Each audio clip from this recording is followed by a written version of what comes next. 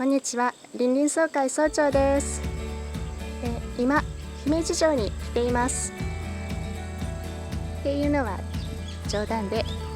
姫路城は本当なんですけど、三重県にいます。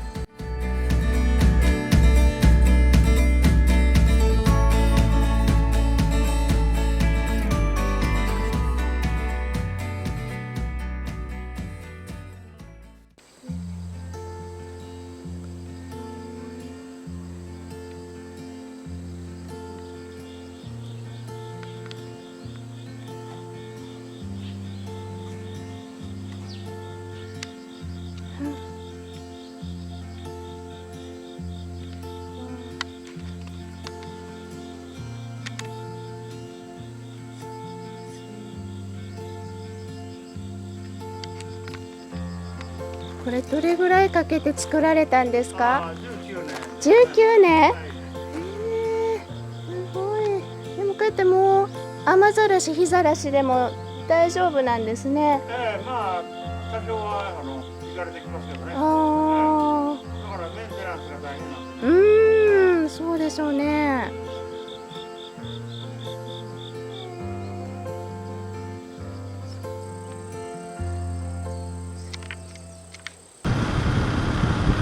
姫路城素晴らしかったですね。今日はまたね、一人でブラブラ走っていくわけなんですけど、一人だとやっぱね、のんびり出てくるので、もう時間になってるんですけど、今日もね、近場を満喫するということで、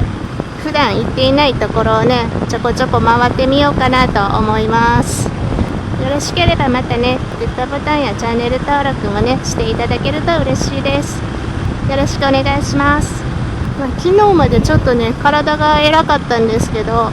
走りに行く気は満々だったんですけど、体がついてこなくってね。年取るとこういうことってあるんですね。今日はだから温泉ツーリングにしようかと思ったぐらいなんですけど、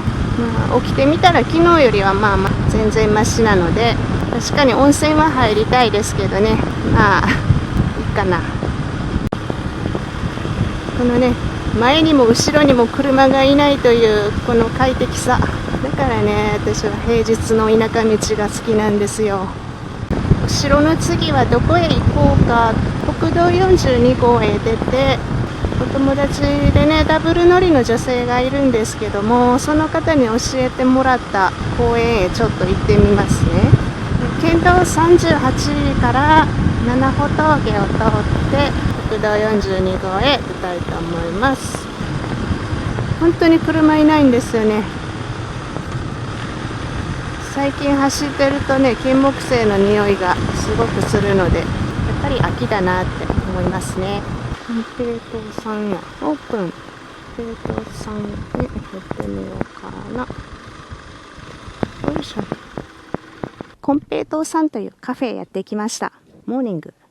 になるのかな、私。コーヒーでも飲んできます。まだ早いかなと思ったらもう11時半ですね。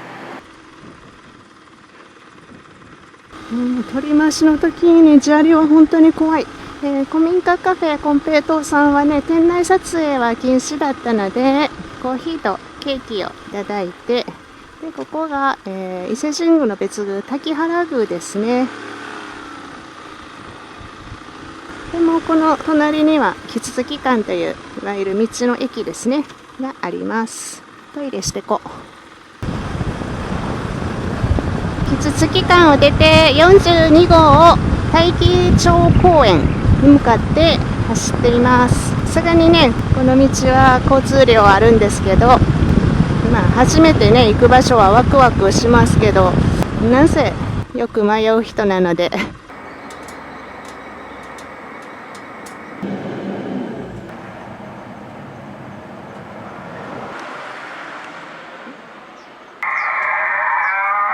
広告とお内山牛乳のモニュメントがあります。次はね、42号をまた戻りまして、飯高の方へ。今日はもう山の方を中心で走ってますので、休憩して虹の泉ぐらいまで行きましょうか。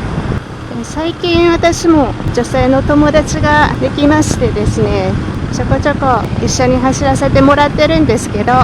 また乗り始めたばかりの方なんですけど、でもね、すごくね、自分を思い出すんですよね。免許ね、取ったけど、公道へ出れないままだったりとかっていう人もいましたし、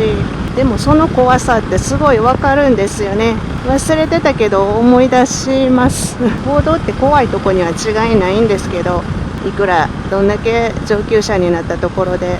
危ない場所には違いないんですけど、私は二輪免許取る前にマグナ50に乗ったわけですけど、それでも家の周り近所を走るだけでめちゃくちゃ緊張してましたね。車来ないでくれとか思いながら、次曲がる、いや曲がれんかったら次曲がろうみたいな近所走るだけでドキドキで怖くって、そもそもクラッチ操作自体もね慣れてなかったし、ただめちゃくちゃ怖かったんですけど、それ以上に楽しさが上回ってたんですよね。だからどうしても出かけてしまうっていう、どんどん距離が伸びてってふらふら出かけたわけですけど、そして結局二輪免許取りに行ったんですね。私も免許を取ってから年数が経っているっていうだけで普通に初心者さんの気持ちが分かります。ただやっぱりいっぱい走っていっぱい振り回しして常に自分に課題があるので、それを意識しながら毎回やってる感じですね。やっぱりバイクって重たいし、特に取り回しの方がやっぱり不安があったので、愛車紹介の動画でね足つきをお見せしてますけど、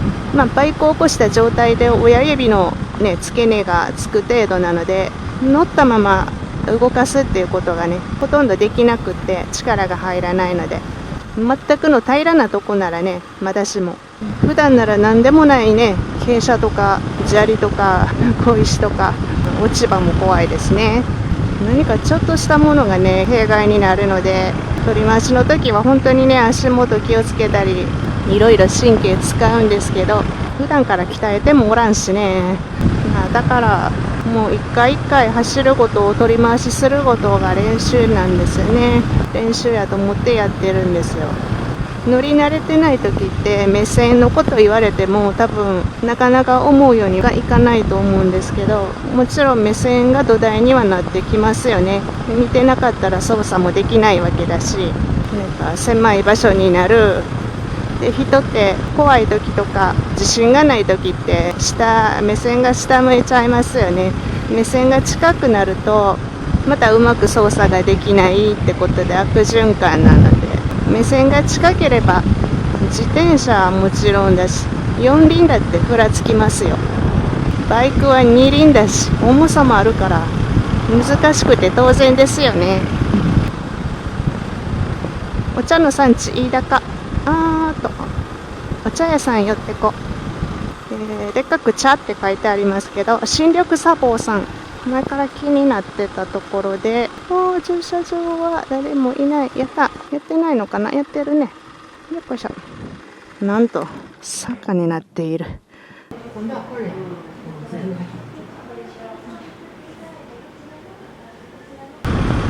お茶美味しかった。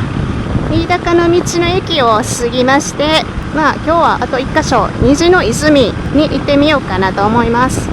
これは奈良県へも抜けれる166号という道で、かなりね軽快な道です。川を見ながら山を見ながら田舎道なんだけどライダーさんもだから多くって、で私お茶屋さんに入る前に目線の話してましたっけ。これは自分の経験なので個人的な感想にはなるんですけど、やっぱりスクールとかクローズドコースでの練習活用するのはすごいいいと思います。やっぱ公道と違ってね安全が確保されているので精神的にも違うし思い切った操作がしやすいですよね。私ももうこかしてもいいやっていう勢いでやってました。インストラクターの方が結構少人数なのでね、個々に見てくれたりして悪い癖を見つけてくれたり具体的なアドバイスくださったりするので、そういうとこでね自分のレベルにプラスアルファ負荷をかけて練習したらいいんじゃないかと思います。で、半日とか1日とか走り込むわけですから、結構鍛えられます。パイロンのねコースの長さも教習所のねように短くないし、なので結構目線の練習にもなりますね。だからおすすめです。私も本当はまだまだ何回も行きたいぐらいなんですけど、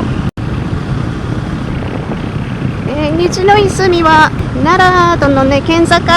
近くにあるんですけど、そこまで行ったけどやってなかったので、入場方法がちょっと変わったのかな。普段無人なので、行くときは連絡を入れてから行った方がいいですね。飯高道の駅も出まして、もうねあとはノンストップで帰りたいと思います。帰宅ラッシュにね立ち会いたくないのでね、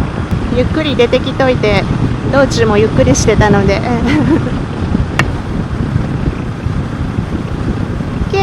虫、私のシールドで潰れるんじゃない。ガソリン持つかな。今日も行きたいところブラブラして、まともにお昼も食べずに走っててね、本当に気持ちのいい時期なのでね、秋やな。では家まで安全に帰りますね。ありがとうございました。